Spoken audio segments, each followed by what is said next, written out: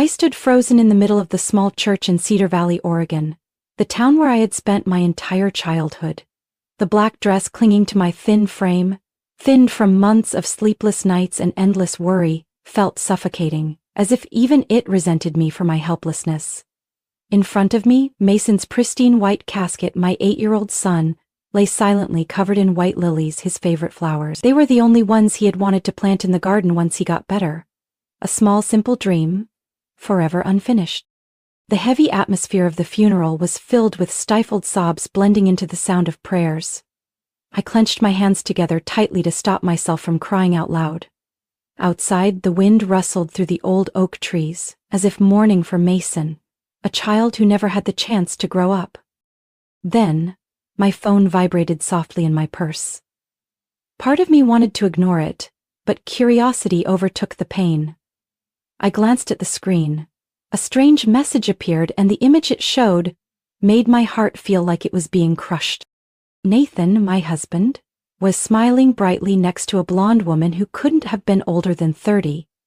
They were sitting by the beach, colorful cocktails in hand, the ocean waves and bright blue sky behind them. The message said only a few words. Genesis, I thought you should know what your husband is doing today. A caring friend. I froze. My hand gripped the phone so tightly my knuckles turned white. In my ear, my mother's whisper broke through. Genesis, you're shaking. You have to stay calm. Stay calm? How could I when the man who once promised we'd get through everything together was in Hawaii with his mistress while I was burying our only child? Whispers started to spread throughout the church. I could feel the mix of pity and curiosity in the eyes now fixed on me. In a small town like Cedar Valley, news traveled faster than the wind. Nathan's absence today would be the talk of the town for months, maybe even years. I stuffed the phone back into my purse and forced myself to stand tall. I couldn't let them see me break. I couldn't. A hand gently squeezed mine. My mother. Evelyn. Her eyes red from crying but with a spark of anger. Don't worry, Genesis. I'll make sure that man pays for what he's done. I looked toward my mother-in-law, Martha. She stepped up beside me, her pale lipstick pressed tightly, her hand resting on my shoulder just firmly enough to make me uncomfortable. Genesis, Martha began, her voice sweet as sugar but cold as ice. Maybe you should take a look at yourself. If you had cared more, if you had put your son above everything else, Mason wouldn't have... I exhaled sharply, my chest tight as if I'd been splashed with ice water. Stop it, Martha, I interrupted, my voice shaking with fury. Don't think I'll let you blame me. You know how hard Mason fought. And Nathan, where was he when our son needed his father? She hesitated, her lips pressed into a thin line. But then she quickly regained her composure, shrugging as if what she'd said wasn't serious. We're all heartbroken, Genesis, don't let emotions take over. I turned away, not wanting to see that false concern any longer. That night, after everyone had left, I sat alone in Nathan's office. The pile of papers on his desk was strangely messy, so unlike his usual neatness. I didn't even know what I was looking for, but something pushed me to go through those stacks of documents. And then I found it. A folder labeled Life Insurance. Mason Thompson. My heart felt like it stopped as I read those words. My hands trembled as I opened it, the stark white pages showing cold, hard numbers. $1.5 million. Clearly written out, the original beneficiary. Genesis Thompson. My name had been scratched out in messy blue ink, replaced with Nathaniel Thompson. The date of the change was less than 3 weeks ago. I didn't know how long I sat there, staring at that file. The truth hit me like a storm. I had just lost my child, and now I realized I had also lost the man I once trusted most. The next morning, as I took Mason to the cemetery one last time, something urged me to dig deeper. Back in Nathan's office, I searched every drawer. Hidden beneath a stack of travel magazines was another file, shared property transfer. My name and Nathan's signature appeared together, but my signature was clearly forged. A lakeside cabin we had owned together was now listed as Nathan's separate property. And not just one, I counted at least 3 other properties that had once been ours, now transferred solely to him. As night fell, my phone vibrated, a message from an unknown number. We need to talk. Meet me at the coffee shop on Maple Street, Samantha. Samantha? My heart raced. That was the name I had seen in the emails Nathan had carelessly left open. The same name from the photo in Hawaii. I typed back, "Why should I trust you?" The reply came instantly. "Because Nathan lied to me too. He promised me everything, then disappeared. I have proof. You need to hear this." I looked out the window, the darkness outside swallowing the town. Part of me wanted to refuse, to pretend I didn't know. But then Mason's face appeared in my mind. Those clear eyes filled with hope, even in his final days. I couldn't turn away from the truth. I grabbed my coat, stuffed the insurance file into my bag, and stepped outside. The night wind was freezing, but it wasn't as cold as what I felt inside. Fear, fury, and a quiet resolve that grew stronger. I would find the truth, and this time, I wouldn't let anyone take away what belonged to Mason again. The coffee shop on Maple Street was quiet under the dim lights. I walked in, my eyes immediately finding Samantha sitting in a shadowed corner near the window. She looked nothing like the glamorous image from the Hawaii photo. Just a simple coat, blonde hair tied back, a tense face. In front of her was a cold cup of coffee and her phone, screen up on the table. I sat down across from her, my face showing my guard. Samantha looked at me, her eyes slightly red, but steady. "I'm not here to apologize," she began, her voice hoarse. "Nathan lied to me, just like he did to you, and I only saw it when it was too late." I folded my arms across my chest. "You said you have proof. I am listening." Samantha picked up her phone, scrolled quickly through messages and photos. She showed me pictures of Nathan at casinos in Las Vegas, messages begging loan sharks for more time, shady bank transactions, money withdrawn without a trace. Amos owes almost $300,000, and he promised me we'd start a new life with Mason's insurance money. My throat tightened at my son's name. I scrolled through the screen, every word like a knife. Part of me wanted to throw the phone to the floor, but I gripped it tighter. "What else?" Samantha looked up, her eyes serious. "There's a recording. I overheard Nathan and his mother, Martha, arguing about the assets. They talked about your father." A chill ran down my spine. "My father?" She nodded, then opened a recording app. Nathan's voice came through, low but clear. "I think the old man doesn't even remember what day it is. We just need him to sign and it's done." Next came Martha's voice, cold as ice. "Genesis is busy with the funeral. This is the time. We have to act before she suspects anything." I set the phone on the table, my hands shaking with rage. My father, Henry, had been confused since Mason got sick, and they wouldn't leave him alone, using his weakest moment to their advantage. Samantha watched me quietly, then said softly, "I don't expect forgiveness, but I can't let them destroy anyone else. If you want to fight this, I'll help." I took a deep breath, fighting back the wave of emotion. "All right, but I need more. I need legal proof." Samantha's expression softened, signaling she understood. "I have a friend, used to be a paralegal, who can help check Nathan's transactions. What about you?" "I have Peter," I said, "our family's former lawyer. If anyone can untangle this mess, it's him." The next day, Samantha and I met Peter at his small office in the town center. A man in his 60s, neatly combed silver hair, thoughtful face, sharp eyes. He greeted us with a firm handshake. "Genesis, I've been worried about you. Now I see why." We laid out the files, the proof, the messages, the photos. Peter examined everything in silence. At last he flipped through an old folder on his desk and said quietly, "Nathan and Martha are more foolish than I thought. They forgot I kept the original trust paperwork Nathan's grandfather set up. The trust was for Mason, and Mason only—" My eyes widened. "What are you saying? Mason had a trust?" "Yes. Robert set it up when Mason was born. The trust protects Mason's assets from any scheme by Nathan's family. I reminded Nathan many times, but they always dodged the topic." Peter opened the folder, pointing to signatures and seals. All legal, all still valid. I stared at those pages, hope and fury mixing inside me. "What do we do next?" Peter squeezed my hand.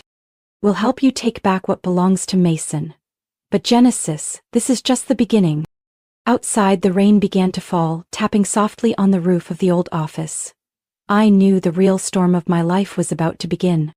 The confrontation took place at Peter's law office on a gray, rainy afternoon, the air so thick it was hard to breathe. I sat at the head of the long table, Samantha beside me, her face pale with tension, while Peter silently arranged the thick stack of documents we had spent a week gathering. Insurance files, photos, messages, bank transactions, and a copy of Mason's trust fund. The door swung open and Nathan walked in with his usual confident swagger, Martha and Robert following behind. They sat across from me, Nathan's gaze filled with mockery. "Genesis, are you really doing this? Bringing a crowd just to smear your own family?" I looked him straight in the eye, my voice calmer than I expected. "I just want the truth, and today everyone will see it." Peter turned on the projector, each piece of evidence appearing on the screen. Property transfer documents, altered insurance papers, photos of Nathan at casinos, the recording of Nathan and Martha plotting to exploit my father's illness. Each proof was like a blade cutting through the false mask they had built. I thought Nathan would get angry, or fall silent in defeat. But no. He folded his arms, leaned back in his chair, a faint smirk on his lips. "You think this is enough to bring me down?" He pulled a folder from his briefcase and tossed it on the table, papers scattering everywhere. "Read it, then tell me who's really destroying the family." I looked at Peter. He picked up the folder, flipped through it quickly, and his face turned pale. "Genesis is..." I grabbed it. Inside were financial reports, transfer slips, tax statements, all cleverly arranged to paint a picture of me and my mother laundering money through Mason's trust, with Peter helping us evade taxes for years. Every signature, every seal, looked disturbingly real. Nathan propped his chin on his hand, his voice as sweet as honey. "I bet, if the media or the tax office gets this, Peter's career will be over, your mother's reputation gone, and that house you're living in, you won't keep it." My hand clenched so tight under the table it went numb. I glanced at Martha. She shrugged, her eyes gleaming with triumph. Robert said nothing, just lowered his head like a helpless accomplice. Peter's voice was hoarse. "This is fabricated, I can prove it." Nathan laughed, the sound echoing through the room and chilling me to the bone. "So, you want to bet on who they'll believe? Some old lawyer with a pile of dusty files? Or documents with clear signatures, clean numbers, and legal form?" Samantha started to speak, but I signaled her to stay silent. The fury boiled inside me, but I knew if I lost control now, we'd truly fall. Nathan stood, gathering his fake papers back into his case. "I'm giving you one night to think it over. Either you sign the property transfer, drop the charges, or tomorrow I send all this to the press and the authorities. Believe me, I'll do it." I didn't respond. The door closed behind them, their footsteps echoing like hammers, pounding my heart. Peter slumped into his chair, his hands gripping his head. Samantha looked at me, her face white as a sheet. "They just set us up perfectly," Peter said, his voice choked. "We'll lose everything if we don't overturn this." I closed my eyes, took a deep breath, trying to calm the storm inside. Fear and fury wove into a new determination. We're not going to fall. There will be a way. There has to be. The rain had just stopped as I returned to my mother's house on the outskirts of Cedar Valley. The gray sky still cast a heavy gloom, but I didn't care anymore. Inside me, everything felt like a storm held back, ready to break loose. I opened the door, my wet shoes leaving marks on the worn tile floor. In the kitchen, my mother, Evelyn, was making tea, her face thoughtful, her hands steady as ever. She looked up when she saw me, her gaze reading my soul in a single instant. "You just faced them, didn't you?" A faint gesture was all I could manage, my voice hoarse with exhaustion. "Mom, we lost. Nathan, he has enough fake evidence to bury us all." Evelyn set the teapot down, pulled out a chair and sat across from me, her eyes flashing with a strength I hadn't seen in so long. "Genesis, listen to me. Do you really think I've been sitting out of this? I wasn't about to let them destroy our family." I stared at her, confused. She opened the drawer beneath the table and pulled out a thick folder tied with an old rubber band. From the moment Nathan started neglecting Mason, I had my doubts. I hired someone to watch him, record him, and gather evidence. I didn't say anything because you already had enough pain with Mason. My hands trembled as I opened the folder. Inside were photos of Nathan meeting with loan sharks, copies of shady money transfers, recordings of Nathan and Martha's conversations. That old man's out of it. As long as Genesis is distracted with the boy, we'll grab all the assets before she figures it out. I gripped the papers tightly, the bitter taste of fury rising in my throat. Mom, why didn't you tell me sooner? She took my hand, her voice softening. Because I had to be sure everything was strong enough to protect you, and now it's time you knew the truth. She pushed back her chair, opened the cabinet, and brought out a small metal box. Inside were notarized document copies, my father's, Henry's clear signatures. Your father signed everything over to the trust for you and Mason before Nathan could do a thing. Do you remember that night, when your father was most clear?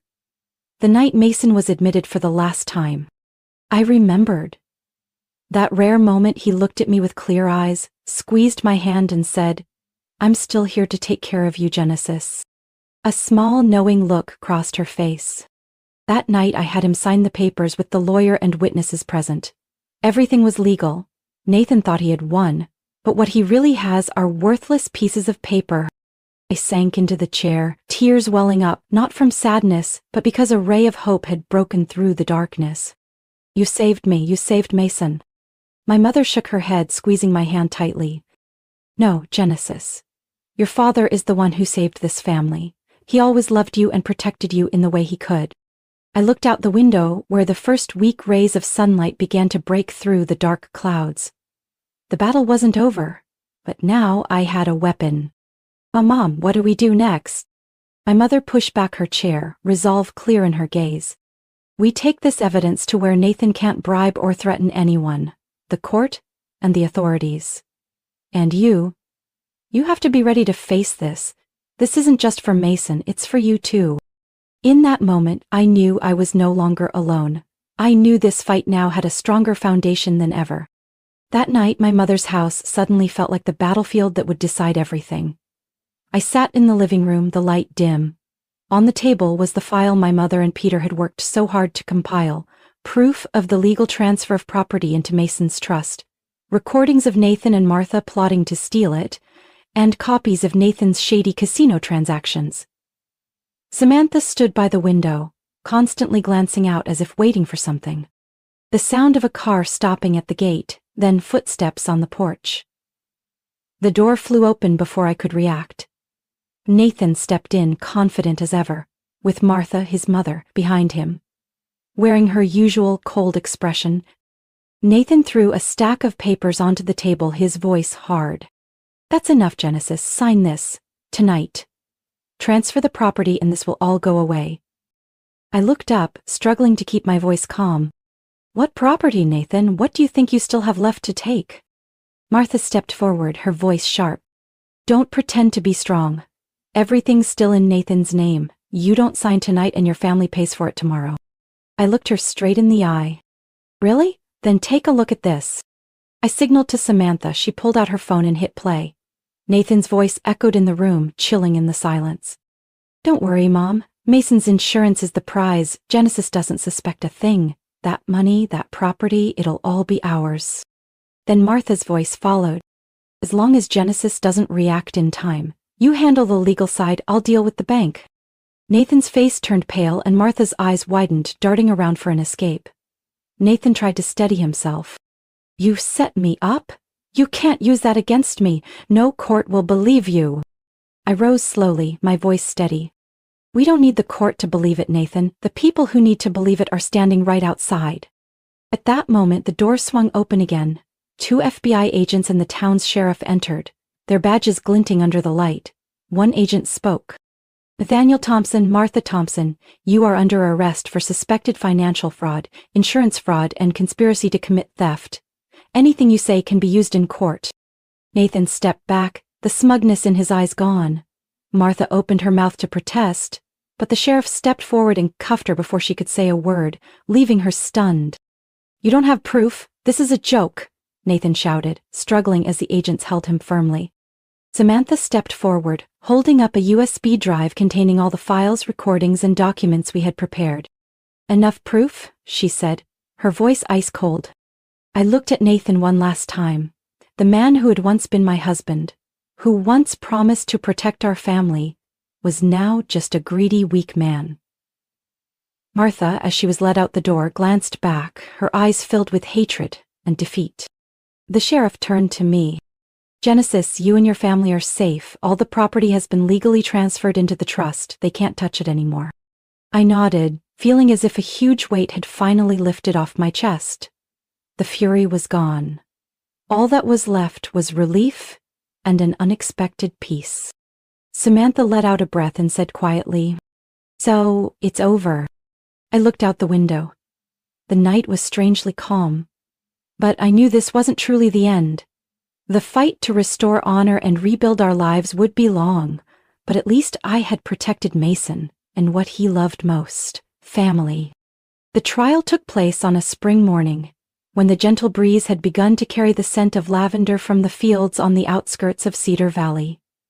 The courtroom was packed, mostly with townspeople, the same people who had whispered behind my back at Mason's funeral, now sitting silently, watching every detail unfold. Nathan sat at the defendant's table, his gray suit wrinkled, his gaunt face stripped of the arrogant confidence he once had. Martha, his mother, wore her usual cold expression, but her eyes betrayed confusion, and Robert kept his head down, unable to meet anyone's gaze. Each piece of evidence was presented: forged documents, shady transactions, the recording of Nathan and Martha plotting to exploit my father's frailty and steal insurance money. The prosecutor concluded, "These actions are not only fraud but a cruel betrayal of their own family." When the judge pronounced the sentence, the courtroom fell silent. Nathan and Martha were found guilty of financial fraud, conspiracy to steal assets, and insurance fraud, sentenced to many years in prison. Robert, at last, admitted his role as an accomplice but received a lighter sentence for fully cooperating and revealing the entire scheme. I sat there, gripping Mason's small teddy bear that I had brought with me, feeling no more anger, only emptiness mixed with relief that justice had been served. A week later, Peter, my mother, and I officially announced the use of Mason's trust fund. That money, nearly $3 million, was donated to Oregon's Pediatric Cancer Support Foundation, where Mason had been treated. The rest was set aside for struggling families in Cedar Valley, battling illness and poverty. I paused in front of the hospital, where a new sign read Mason Thompson Foundation, a light of hope for little hearts. My heart tight with emotion as I remembered my son's smile. I knew he would be proud. Samantha left town after the trial. One early morning, I found a letter placed at my door. "Genesis, we've both lost, but I believe you've found yourself and what truly matters. Thank you for giving me a chance to make things right. Live for Mason and for the children your foundation will help. I'm leaving, but I hope one day we'll meet again, when we're both truly at peace. Samantha." I folded the letter and kept it close, as a reminder. Samantha wasn't a friend, nor an enemy. She was simply a lost soul who found a bit of conscience in the end. Cedar Valley gradually returned to peace. The old gossip faded into memory, replaced by respect for my family. I was no longer the pitiful woman betrayed by her husband. I was a mother who had defended her son's honor, who had turned pain into action. One autumn morning, the Cedar Valley sky was strikingly blue. I held my father's hand as we slowly walked the stone path leading to the small cemetery on the south side of town. The crisp breeze carried the scent of fresh-cut grass and wildflowers. We stopped at Mason's grave. A white marble headstone engraved with soft letters I had chosen so carefully. I knelt down and placed a small gray stuffed bear at the base of the grave. The bear Mason had hugged throughout his months in the hospital. Worn and faded, to me it was the image of my son, the symbol of the brief childhood he left behind. "My love, today I'm not here to weep," I whispered, feeling strangely at peace. "I'm here to tell you that it's over. I've protected what you cherished most, our family." My father stood beside me, his fingers tracing the stone as if trying to etch it into his fading memory. Then he sat down next to me, his voice slow but clearer than most days. "Genesis, you're just like your mother. When she set out to protect this family, nothing could stop her. And you know, real love isn't always gentle. Sometimes it wears the face of courage." I looked up at him, my eyes stinging but a small smile on my lips. "Dad, you still remember?" A flicker of rare emotion lit his eyes as he looked at me. "I remember. And I remember, Mason once said he believed you were stronger than anyone." The breeze stirred the branches above, sending a few golden leaves to the grass below. I looked around and saw a small butterfly, its wings orange-yellow, settle on the edge of Mason's headstone. It fluttered softly, as if in greeting, then rose, circling us before disappearing into the endless sky. In that moment, the pain lifted. All I felt was a lightness, as if Mason had truly found peace, as if he was telling me I had done the right thing. I whispered to my father, "The real victory, Dad, isn't revenge. It's protecting the love that remains, the values Mason believed in." He squeezed my hand, nodding. For a moment, clarity made him look younger, stronger. "Mason is proud of you, Genesis, and so is his mother." We sat there for a long time, letting the autumn wind hum through the old trees. I closed my eyes, listening to my heartbeat, the heartbeat of someone who had let go of hatred and was ready to begin again. As the sun climbed higher, casting warm rays across the grass, I helped my father to his feet. "Let's go home, Dad. Today I'll make Mason's favorite dinner, apple pie and pumpkin soup." My father smiled, a gentle smile I hadn't seen in so long. "Good, because we must live and keep the good memories warm. Mason would love that." We turned to leave, leaving behind the white headstone, the little teddy bear, and the butterfly still flitting through the sunlight. I knew that even though my son was gone, Mason would always be here. In the breeze, in the sunlight, in the right choices I made. My steps were steadier than ever, and for the first time after the storm, I truly felt at peace. My story isn't just about fighting betrayal. It's about finding myself again after loss. I've learned that the greatest strength isn't in revenge, but in preserving the good and the love that remains.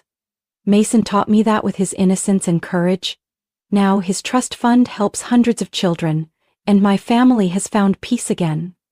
Life goes on, but I've learned how to walk forward with pride and peace. What do you think of Genesis' journey and the choices she made? Share your thoughts in the comments. And don't forget to follow the channel for more meaningful and touching stories about family life.